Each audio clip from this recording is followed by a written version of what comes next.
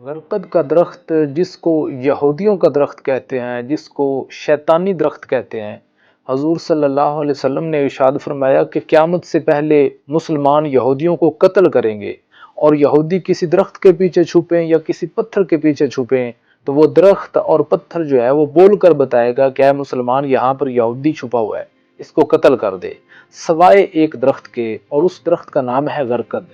یہ غرقد جو ہے یہ یہودیوں کو پناہ دے گا، اسی لیے اس کو شیطانی درخت کہتے ہیں۔ ساری دنیا دیکھ چکی ہے کہ یہودی جو ہے یہ بدترین انسان ہے۔ آج امریکہ جو ہے وہ غرقد کے درخت کا کام کر رہا ہے اور یہودیوں کو پناہ دے رہا ہے۔ اسرائیل جو ہے وہ مسلمانوں پر، فلسطینی مسلمانوں پر انتہائی ظلم کر رہا ہے، ساری دنیا دیکھ رہی ہے، ساری دنیا اس وقت پہچان چکی ہے کہ یہ انتہائی بدترین انسان ہے، یہ یہودی جو ہے۔